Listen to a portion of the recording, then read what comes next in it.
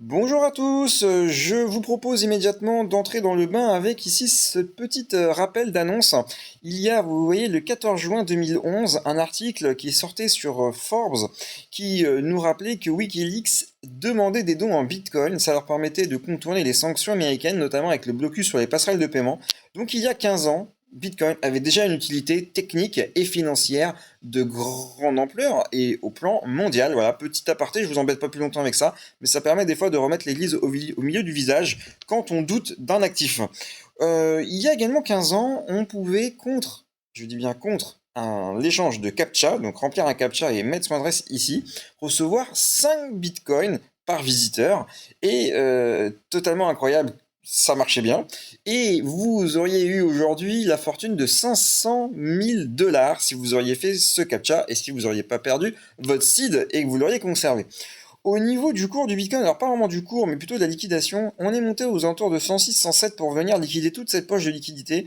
Je pense que là, on a en voie d'aller chercher cette poche et d'aller ici pricer les 104 000 dollars à court terme. Au niveau du Fearing Grid, on est aux alentours des 60. Je rappelle que c'est une zone évidemment intéressante parce qu'on a beaucoup de marge de sécurité pour aller chercher au niveau de l'extrême grid. Et en même temps, souvent c'est une zone qui supporte bien, et on a vu avec Israël qui a attaqué ces derniers jours, et ben malgré ça, on est dans la zone dure, donc c'est plutôt positif selon moi. Au niveau du marché en lui-même, bah, vous voyez une market plutôt mitigée parce qu'évidemment tout le monde attend un peu la résolution Iran-Israël. Combien de temps ça va prendre? Ça c'est une toute autre question. Et les annonces faites par ce type de gouvernement en général ne respectent jamais les timelines, donc je pense qu'il faut surtout être patient. Avant de vous parler de Bitcoin, alors, on va commencer par Bitcoin. C'est pas grave, hop, je change ma charte. Hop, je vous propose ce scénario depuis déjà pas mal de temps, il faut bien l'admettre, mais j'ai une grosse conviction sur ce scénario. Je pense que, allez, on va le voir se réaliser, ou du moins on va en avoir la confirmation technique là dans les prochains jours. Regardez. On a la MA200, je remets le cadre général, hein. On a la MA200 qui passe aux alentours de 95 000, bientôt 96 000. Bah, les jours passent, donc ça monte.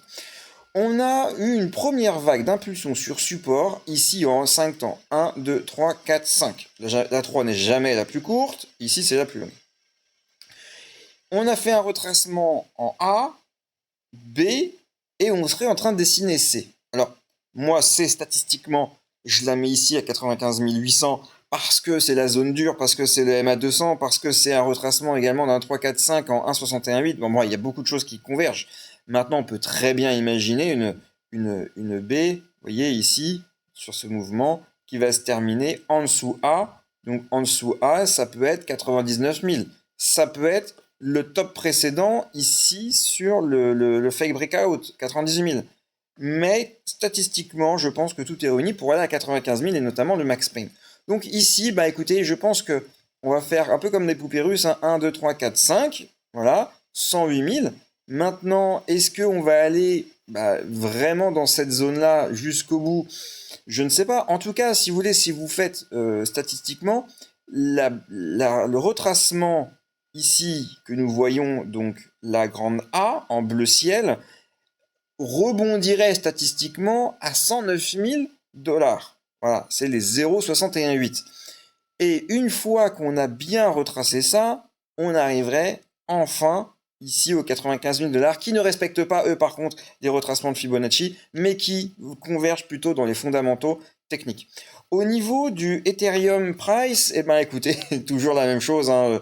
On est toujours sur cette zone de support, cette ligne bleue, mais cette ligne bleue qui date depuis très longtemps. Vous voyez, si je reviens un peu plus loin, on avait déjà fait un support ici, c'était également un middle range ici, donc voilà, cette zone est vraiment très très solide, et une fois de plus, on est en train de construire dessus. Je pense qu'on va s'en extirper une fois qu'on va être à peu près le fin juin, hein. Tout simplement, faut laisser le temps aux choses. On a le cours du baril qui continue de flamber depuis que il y a les événements au Moyen-Orient.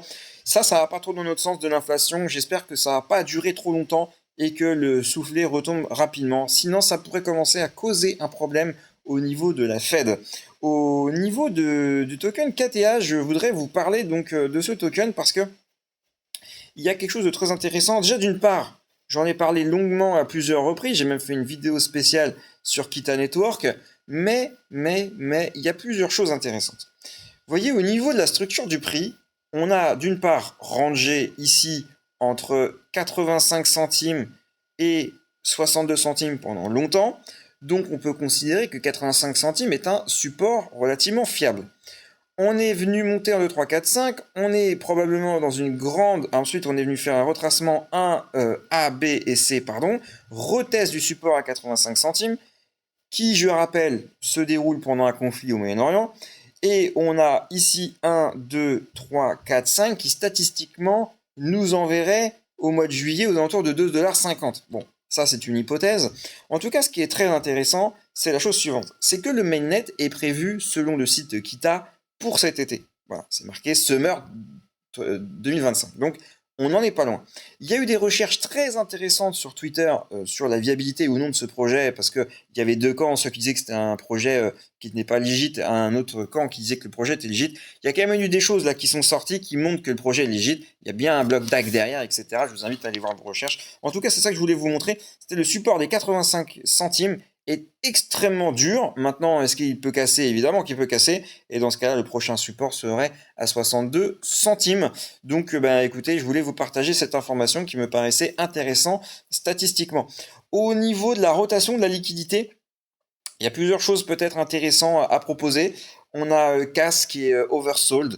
Donc, je pense que entrer sur Caspa maintenant, si vous n'en avez pas, est une très bonne zone. Si vous avez une conviction sur les blocs DAG, bien entendu. En autre coin qui peut être intéressant, je dis bien qu'il peut être intéressant, c'est Ronin, mais on sent qu'il est dans l'oversold depuis déjà plusieurs jours. Donc, faut pas non plus que ça s'entête trop longtemps dans cette zone parce que c'est pas ce qu'on veut. Nous, on veut des tokens qui rentrent et qui ressortent rapidement. Caspa a l'air de reprendre un petit peu de cette envergure. Au niveau des RSI zones, que ça soit en weekly, que ça soit en 24 heures, etc., ça a une bonne structure pour nous dire qu'il y a une zone de rebond potentiel. Au niveau de la liquidation, la carte de la liquidation, vous voyez, c'est ce qui me faisait dire qu'on va peut-être aller chercher les 103, 102 000 $. C'est qu'il y a pas mal de volume ici cumulé. Et à mon avis, on va pas laisser ça tranquille. À mon avis, il y a beaucoup plus à aller chercher donc au sud que au nord. Et ça se confirme ici avec Hyperliquide. Même, je vais réactualiser pour être sûr d'avoir les bons chiffres parce que vous savez, ça évolue rapidement. Vous voyez, Hyperliquide, ça nous amènerait même en dessous les 97 000 $. À 5000 bitcoins de liquidés, 5130 exactement. Et c'est ce qui me fait dire que on va y aller parce que ça va nous amener une fois de plus aux 95 000 $ et qui, je rappelle une dernière fois, les 95 000 $, je ne sais plus où c'est, voilà, hop, c'est ici. Eh bien, c'est la zone Max Payne sur le Bitcoin. Vous voyez, les planètes sont alignées pour y aller. Donc, difficile de croire qu'on va pas y aller. Au niveau des news, on a Bybit qui va lancer ByReal, son premier DEX on-chain sur Solana le 30 juin. Ça va être un vrai concurrent sérieux de Hyperliquide.